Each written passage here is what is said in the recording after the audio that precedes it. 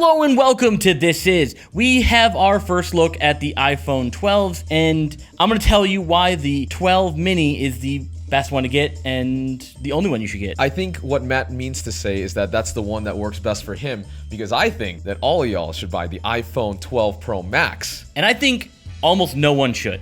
For the first time in a really long time, I think we actually have a Pro model that is for pros. I do agree. All the features of the Pro Max are useful to maybe 10 people out of a huge handful. Right. That's a weird sample size. But all the extra camera features are nice, but you don't need 10-bit, HDR, Dolby Vision to shoot home videos. No, that's totally fair. I mean, in previous years, such as the iPhone 11, this is the 11 Pro Max, we've had features that kind of set it aside, but nothing that we could call pro. The main thing was the battery life on this guy. Right. But this time around, there's an actual reason for pros, at least in some sense, to get this phone over the other one. The iPhone 12 Pro Max has a larger sensor in it and upgraded lenses, so it's supposed to be better at low light. There's going to be better image processing on top of the benefits that the A14 brings in for image processing already. And that gets me excited about using the cameras on these things. Yeah, and it's not just the camera stuff too. The LiDAR is a big thing. So if you are actually part of an architecture firm or an engineering firm, that's actually a useful feature to have on your phone. But again, for the average person who's checking Twitter, who's checking emails, who's checking messages, browsing Reddit, whatever, the non-pro versions is definitely the way to go. Unless you want to gloat. It's that kind of thing of a lot of people will just buy it because they want to gloat to their friends. Oh, yeah. I got the new iPhone. Oh, it's the big one. It's the 512 iPhone 12 Pro Max. The big chungus, some might say. Austin. Who let you out of the cage? Yeah, Austin refuses to not call the 12 Pro Max anything other than the big chungus. But the big chungus. He called the 12 mini little chungus. Little chungus. Little chungus. If you're gonna be just taking home video or taking a picture of your food when you go and get tapas or whatever food people take pictures of, I don't know. Your ramen, I don't know. We're in California. They take pictures of tapas. Yeah. So you don't need that larger sensor for something like that. Yeah. If you're, say, a video production person who occasionally takes out a $50,000 camera and that's hard to set up and you're in the middle of a desert and you need to just grab a shot of a plane flying overhead and you just want to grab out your iPhone. You mean us? Yeah, that's my point. You're the reason. You're the person who should buy the Max. Thanks for confirming my need for this phone. I'm confirming your need for the phone. I'm denying everyone else's need for the phone. Yeah. There's need. It's a very need versus want scenario with it. So many people have been saying we want smaller phones. Phones are getting too big, and that's why I think the 12 mini is the perfect size for I hate having to use two hands. I have the relatively average size as I go through each of the phones in my pocket. Wow, show off. Well, to be fair, one of them is just my Raid Shadow Legends machine. So I have the iPhone 11, and this is almost too big for me. Really? So yeah, I don't have particularly small hands, but I don't have particularly big hands either, and I can't holding it comfortably and firmly can't reach I can't pull down. Even for that, so for me with the 11 Pro, with the Pro Max, I have to do this thing where I hold it with one hand and my pinky, but because the phone is actually pretty heavy, it weighs down my pinky. I actually get pinky cramps with this thing. So I don't feel comfortable holding it like that. I think I'm gonna drop it, and especially when I'm laying in bed trying to scroll or whatever. There's so many times where I go to scroll and I'm like, oh, I gotta change something, and my grip just slips and then right on my face. And that's why I'm really excited to get the mini, because with a 5.4 inch screen, it is still a smaller overall footprint than any of the smaller iPhones in the lineup, the 6, the 7, the 8, any of those. I don't really do anything crazy with my phones. I'm on Twitter, I'm checking, Reddit, I'm checking all the, nothing that needs these pro features. Right. So to have a super affordable $700 is a really good price. For a flagship phone. That is a very reasonable price, especially coming from Apple. But what about the OnePlus Nord? We're not talking about OnePlus right now. Sorry, no poverty phones here. We could talk about pricing all day long for other Android phones. Look, I'm on iPhone because of the ecosystem. So the argument for any other phone is kind of minute because I'm in the ecosystem, and so a $700 flagship phone, I'm happy for that. So Matt talking about the iPhone 12 mini, it states the obvious thing of it being a smaller phone, but that is such a quality of life thing that I think a lot of people don't understand, is that just being able to use this phone that is super light and that's super small with one hand, almost not in a way makes the phone seem faster, but it makes it seem easier to use, which More definitely goes a long way. integrated in your life. Which that sounds very ethereal. It might seem like fluff when we're saying it like that. Oh, we're but definitely it drinking makes, the Kool-Aid. It makes a difference though when you're using a smaller phone, for sure. But can I throw a crazy thing at you? Oh, crazy! I like crazy. So when I first heard iPhone 12 mini, Yeah. this is what I was hoping for. Are you just throwing to another This Is video? Well, yeah.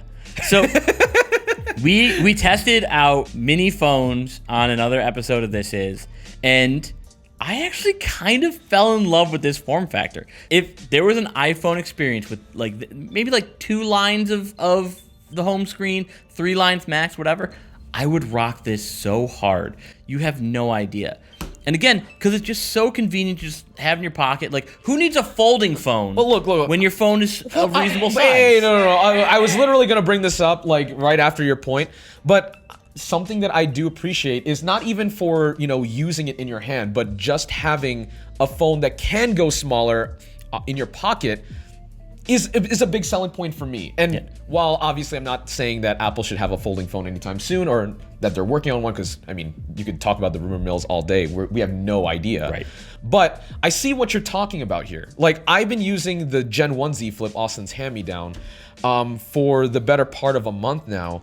And having that in my pocket in the smaller form factor means that I'm carrying it around more, and I'm loving to use it more because it's not taking up a huge spot in my pocket. And like, sometimes I'll even leave my Pro Max at home because it's just too big. It's like inconvenient enough, which I know that's a luxury coming from people that review tech, but I see why people want smaller form factors, and it's not the exact same principle as the mini, but I in a sense understand it. So we've been talking about this a lot more, where less and less I'm caring about specs.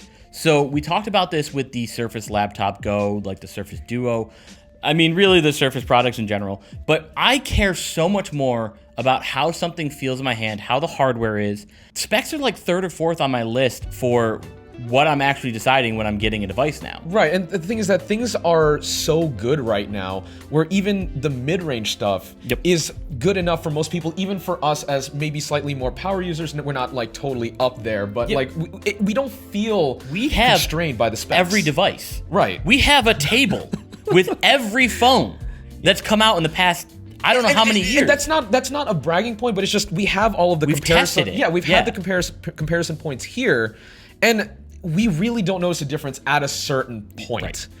And I think that's where I totally agree with you. I think in terms of form factor, I can't hate on the mini. In fact, I've always wanted a smaller phone, but that's where my want for this 12 Pro Max comes in, because I myself, that takes a lot of social stills. Obviously, I take a lot of stuff for Austin as well. The iPhone 12 Pro Max, I'm honestly looking forward to because it has that Pro level feature set, or at least it has the top level feature spec compared to the regular Pro.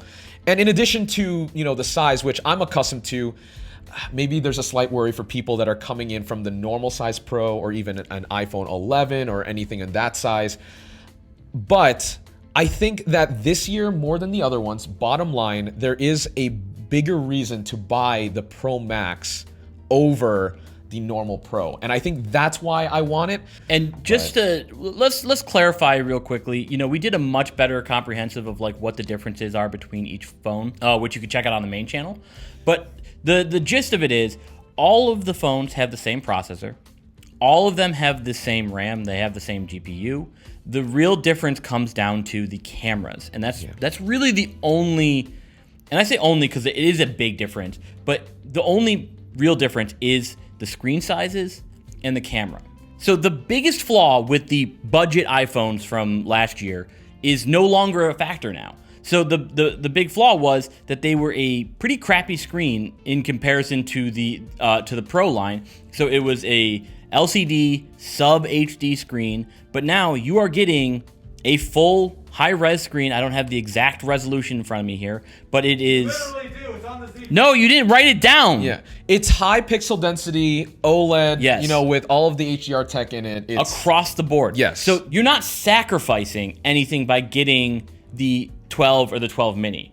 You are, like, there's no real trade-offs like there was in the past. But so that's where it comes down to, again, are you doing professional level photography or above, I would say, hobby photography? And if the answer is no to that, I think the Pro Max shouldn't even cross your mind. I think it's going to be just a waste of money for you. It's just a flex. It's just a big flex. However, I don't think the 12 Pro is really good for almost anyone. It's like if you're paying the $999 for the Pro, you might as well just get the Pro Max at $100 more. I agree. Obviously, with the Pro Max, on the other side of the spectrum, the one that I love the most, you get literally all of the benefits for paying the most amount of money. Right. On top of the fact that some people might actually just want the bigger, feature spec phone. Which I don't agree with that mentality. If you just want a big phone for the big phone. Look,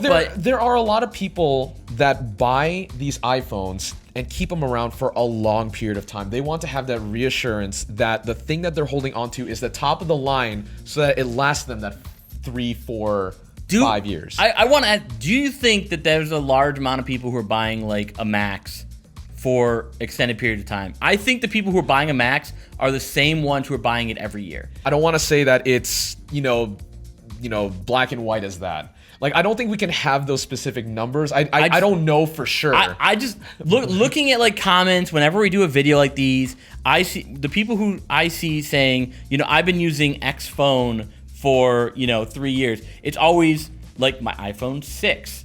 It's my iPhone. Base model phones that they got on a somewhat budget affordable line. It's never the ones who are my 512 10 Max or whatever. But there are people that do think that they can hold onto these phones for a while. That's where my argument is to get the smaller phone, is because you're getting the same CPU.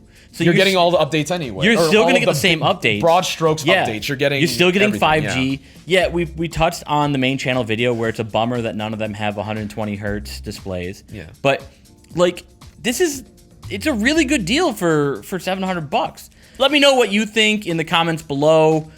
Which one you getting? Are you not getting any of them? Are you just going to tell us you're going to get the new Poco phone or the OnePlus Nord or whatever? Let us know in the comments. Subscribe. Tell us how much you don't want Austin in these videos anymore. And we'll see you next time. We should do more of these. Yeah, we should. Yeah.